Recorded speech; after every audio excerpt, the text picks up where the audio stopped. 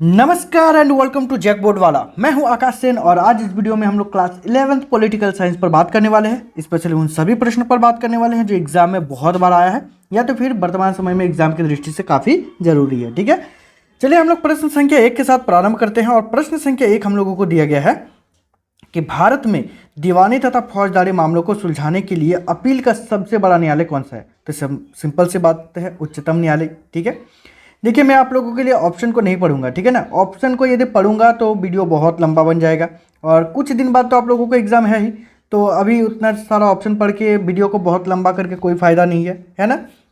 चलिए, तो इसलिए बिना ऑप्शन के मैं सिर्फ और सिर्फ आंसर को बताऊंगा। आप लोग यदि प्रैक्टिस करना चाहते हो तो ऑप्शन को देख करके प्रैक्टिस करोगे। ठीक है, चलिए अगला प्रश्न पर बात करें, प्रश्न संख्या 2 पर, तो जिसमें पूछा जा रहा है उच्चतम न्यायालय के मुख्य न्यायाधीश को पद और गोपनीयता की शपथ कौन दिलाता है। तो ये दिलाता है राष्ट्रपति। ठीक है, आगे यदि हम लोग बात करें प्रश्न संख्या 3 पर, तो प्रश्न संख्या 3 हम लोगों से पूछा जा रहा है उच्चतम न्यायालय के मुख्य न्यायाधीश की सेवानिवृत्ति होने की आयु कितनी है। तो उच्चतम न्यायालय के जो मुख्य न्यायाधीश होते हैं उसकी सेवावृत्ति या सेवानिवृत्ति, जिसको हम लोग कहते हैं रिटायरमेंट, तो होने की आयु कितनी है। तो ये आयु है 65 वर्ष। ठीक है, प्रश्न संख्या 4 जिसमें पूछा जा रहा है कि उच्चतम न्यायालय के न्यायाधीश का वेतन किस कोष से दिया जाता है। तो किस कोष से दिया जाता है, तो संचित कोष से दिया जाता है। ठीक है, आगे यदि बात करें प्रश्न संख्या 5 पर, तो जिसमें कह रहा है कि उच्चतम न्यायालय किस अनुच्छेद के तहत राष्ट्रपति को सलाह दे सकता है। तो किस अनुच्छेद के तहत सिर्फ राष्ट्रपति को सलाह दे सकता है, तो है अनुच्छेद 143 के तहत। ठीक है, प्रश्न संख्या 6 जिसमें हम लोगों को पूछा जा रहा है कि उच्चतम न्यायालय में वर्तमान में मुख्य न्यायाधीश सहित कुल न्यायाधीशों की संख्या कितनी है। तो वर्तमान समय में यदि देखा जाए तो कुल मिलाकर के 34 है। ठीक है, अगला प्रश्न पर यदि बात करें प्रश्न संख्या 7 पर, ठीक है, तो प्रश्न संख्या 7 हम लोगों से पूछा जा रहा है कि उच्चतम न्यायालय के गठन का वर्णन किस अनुच्छेद में है। तो उच्चतम न्यायालय का यदि गठन का वर्णन करें तो इसका वर्णन जो है अनुच्छेद 124 में है। ठीक है, प्रश्न संख्या 8 जिसमें पूछा जा रहा है उच्चतम न्यायालय मौलिक अधिकारों की रक्षा करने के लिए किस अनुच्छेद के तहत 5 प्रकार का रिट जारी करता है। ठीक है, तो ये हो जाएगा आप लोगों का अनुच्छेद 32 के तहत। ठीक है, यदि बात करें प्रश्न संख्या 9 पर, तो प्रश्न संख्या 9 हम लोगों से पूछा जा रहा है उच्चतम न्यायालय के अन्य न्यायाधीशों की सेवानिवृत्ति होने की आयु कितनी है। तो उच्चतम न्यायालय के अन्य न्यायाधीशों का यदि बात किया जाए तो ये होता है 65 वर्ष। ठीक है, आगे यदि बात करें प्रश्न संख्या 10 पर, तो प्रश्न संख्या 10 पूछा जा रहा है कि केंद्र तथा राज्यों के बीच उत्पन्न विवाद को कौन हल करता है। तो केंद्र तथा राज्य के बीच का यदि हम लोग उत्पन्न विवाद का यदि बात करें तो इसको हल करने का काम करता है उच्चतम न्यायालय। ठीक है, आगे बात करें प्रश्न संख्या 11 पर, तो जिसमें हम लोगों को पूछा जा रहा है कि उच्चतम न्यायालय की स्थापना कब किया गया। ठीक है, तो कब किया गया, तो इसका आंसर हो जाएगा आप लोगों का 26 जनवरी 1950 को। ठीक है, देखिए आप लोगों के लिए इतना मेहनत करके मैं वीडियो बनाता हूँ।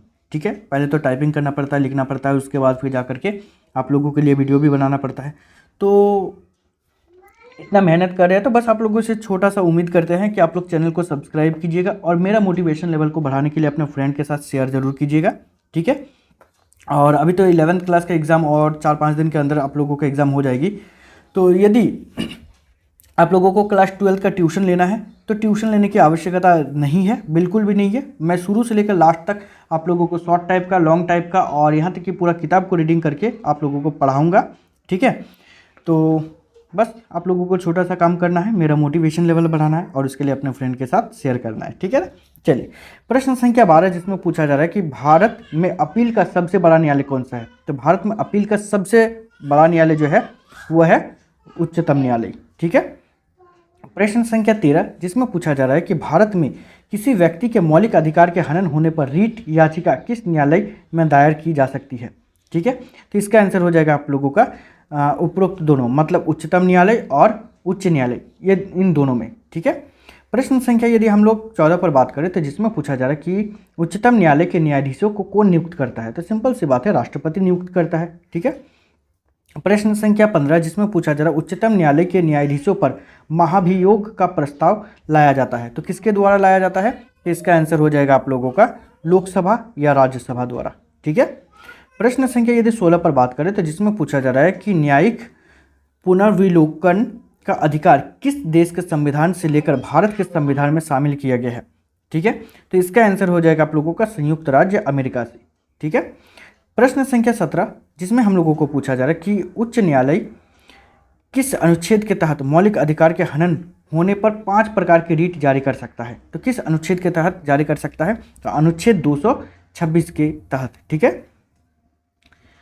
प्रश्न संख्या यदि हम लोग 18 पर बात करें तो जिसमें पूछा जा रहा है उच्चतम न्यायालय को कौन सा क्षेत्राधिकार प्राप्त है? तो उच्चतम न्यायालय जो होता है उसको कौन सा क्षेत्राधिकार प्राप्त होता है? तो इसका आंसर हो जाएगा आप लोगों का मौलिक क्षेत्राधिकार, अपीलीय क्षेत्राधिकार और परामर्शदात्री क्षेत्राधिकार, ये तीनों हो जाएगा, इसलिए इसका आंसर हो जाएगा उपरोक्त सभी। ठीक है, प्रश्न संख्या 19 जिसमें पूछा जा रहा है कि संसद या विधानमंडल द्वारा बनाए गए कानून की वैधता की जांच कौन करता है? तो इसके जांच कौन करता है? तो इसका आंसर जो है वो हो जाएगा आप लोगों का उच्चतम न्यायालय। ठीक है, प्रश्न संख्या यदि 40 पर बात करें तो जिसमें 20 पर बात करें। ठीक है, 20 पर बात करें तो जिसमें पूछा जा रहा है भारतीय संविधान की व्याख्या करने का अधिकार किसे प्राप्त है? तो भारतीय संविधान की व्याख्या करने का अधिकार जो है वो प्राप्त है उच्चतम न्यायालय को।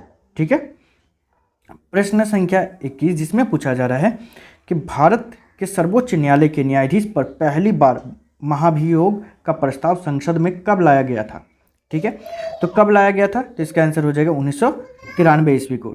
ठीक है, प्रश्न संख्या यदि 22 पर बात करें तो जिसमें पूछा जा रहा है कि उच्चतम न्यायालय और उच्च न्यायालय के न्यायाधीशों पर महाभियोग का प्रस्ताव किस आधार पर लाया जा सकता है?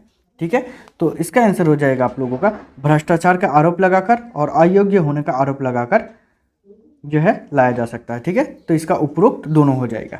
ठीक है, यदि हम लोग प्रश्न संख्या 23 पर बात करें तो जिसमें पूछा जा रहा है कि पहली बार सर्वोच्च न्यायालय के किस न्यायाधीश पर महाभियोग का प्रस्ताव संसद द्वारा लगाया गया था?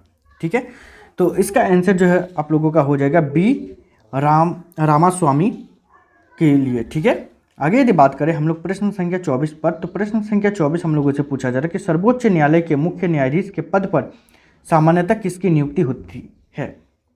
तो सर्वोच्च न्यायालय के यदि मुख्य न्यायाधीश के पद पर यदि बात करें तो इसमें से जो है जो उच्चतम न्यायालय के वरिष्ठ न्यायाधीश होते हैं उसको नियुक्त किया जा सकता है। ठीक है, यदि हम लोग प्रश्न संख्या 25 पर बात करें तो जिसमें पूछा जा रहा है किसी एक उच्च न्यायालय में मुकदमा चल रहा हो तो जरूरत पड़ने पर उसे दूसरे उच्च न्यायालय में कौन स्थानांतरित कर सकता है? ठीक है, तो इसका आंसर हो जाएगा उच्चतम न्यायालय खुद। ठीक है, आगे यदि बात करें प्रश्न संख्या 26 पर तो जिसमें पूछा जा रहा है कि उच्च न्यायालय के न्यायाधीशों का तबादला कौन करता है? ठीक है, तो इसका तबादला करता है उच्चतम न्यायालय। ठीक है, आगे यदि बात करें प्रश्न संख्या 27 पर तो जिसमें पूछा जा रहा है उच्च न्यायालय के न्यायाधीशों को पद और गोपनीयता की शपथ कौन दिलाता है? इसके लिए मैंने अभी आंसर बताया। ठीक है, एक प्रश्न ऐसा था, इस प्रश्न का उत्तर आप लोग दोगे क्योंकि इसको मैंने बताया अभी, तो इसका आंसर आप लोग लिखोगे। ठीक है, प्रश्न संख्या 28 जिसमें हम लोगों को पूछा जा रहा है 28 नंबर में थोड़ा गोलमाल हो रहा है आज, खैर कोई दिक्कत नहीं है। आगे यदि बात करें 28 नंबर जिसमें कह रहा है कि उच्च न्यायालय के मुख्य न्यायाधीशों को पद और गोपनीयता की शपथ कौन दिलाता है? ठीक है, तो इसको भी आप लोग बताओगे। ठीक है, मतलब प्रश्न संख्या 27 और 28 दोनों का आंसर आप लोग खुद दोगे। ठीक है, चलिए आगे यदि बात करें प्रश्न संख्या 29 पर तो जिसमें पूछा जा रहा है कि भारत के समस्त न्यायालयों का अधिरक्षण, निर्देश और नियंत्रण करने का अधिकार किसे प्राप्त है? ठीक है, तो इसका अधिकार जो प्राप्त है वो उच्चतम न्यायालय को प्राप्त है। ठीक है, प्रश्न संख्या यदि 30 पर बात करें तो जिसमें पूछा जा रहा है कि भारत में न्यायपालिका की संरचना किस तरह की है? तो भारत में न्यायपालिका की संरचना का यदि बात किया जाए तो वो पिरामिड है। ठीक है, पिरामिड आकार की है। आगे यदि बात करें प्रश्न संख्या 31 पर तो जिसमें पूछा जा रहा है कि उच्च न्यायालय के न्यायाधीशों को कौन नियुक्त करता है? तो उच्च न्यायालय के न्यायाधीशों की नियुक्ति जो है राष्ट्रपति द्वारा की जाती है। प्रश्न संख्या 32 जिसमें पूछा जा रहा है कि उच्च न्यायालय के न्यायाधीशों के वेतन भत्ते और पेंशन का निर्धारण कौन करता है? तो इसका निर्धारण जो है संसद करते हैं। ठीक है, प्रश्न संख्या 33 जिसमें पूछा जा रहा है कि उच्चतम न्यायालय का मुख्य पीठ कहाँ पर स्थित है? तो यदि मुख्य पीठ का यदि बात किया जाए तो वो नई दिल्ली में स्थित है। ठीक है, प्रश्न संख्या 34 जिसमें पूछा जा रहा है कि उच्चतम न्यायालय के प्रथम महिला न्यायाधीश कौन बनी थी? तो कौन बनी थी? तो इसका आंसर हो जाएगा फातिमा बीबी जो है बनी थी। ठीक है, प्रश्न संख्या 35 जिसमें हम लोगों को पूछा जा रहा है कि उच्चतम न्यायालय के सबसे अधिक दिन तक मुख्य न्यायाधीश के पद पर रहने वाला व्यक्ति कौन था। तो इसका आंसर हो जाएगा आप लोगों का YV चंद्रचूड़। ठीक है, आगे यदि बात करें प्रश्न संख्या 36 पद जिसमें हम लोगों को पूछा जा रहा है कि झारखंड उच्च न्यायालय का गठन कब हुआ। झारखंड उच्च न्यायालय का गठन जो है वो वर्ष 2000 को हुआ था। ठीक है, प्रश्न संख्या 37 जिसमें पूछा जा रहा है कि झारखंड उच्च न्यायालय का पहला मुख्य न्यायाधीश कौन था। तो पहला मुख्य न्यायाधीश जो थे वो थे तो पहला जो मुख्य न्यायाधीश थे वो थे विनोद गुप्ता। ठीक है, विनोद गुप्ता जो है पहले मुख्य न्यायाधीश बने थे झारखंड के। आगे यदि बात करें हम लोग प्रश्न संख्या 38 पर, तो जिसमें हम लोगों को पूछा जा रहा है कि केंद्र और राज्य के बीच उत्पन्न विवाद को कौन हल करता है। इसको भी मैंने आप लोगों को बताया ऊपर में, तो इसका भी आंसर आप लोग खुद दोगे। ठीक है, नहीं सकोगे तो टेंशन लेने वाली बात नहीं है, मैं आप लोगों को इसका आंसर दूंगा। ठीक है, कमेंट में आप लोगों को बता दूंगा, लेकिन बस आप प्रयास करो। ठीक है, आपको यदि लगता है कि सर कमेंट करेंगे तो लोग हंसेगा, अरे भाई आपको कोई नहीं पहचानता है, आपका नाम अब ओरिजिनल है या तो फिर गलत है, क्या है किसी को पता नहीं है, और ना ही कोई देखने जा रहा है कि आप कौन है। ठीक है, तो इसीलिए आप कमेंट करोगे, शर्माने वाली कोई बात नहीं है। ठीक है ना, तो इस वीडियो में इतना ही, मिलते हैं नेक्स्ट वीडियो में, तब तक के लिए बाय, थैंक यू।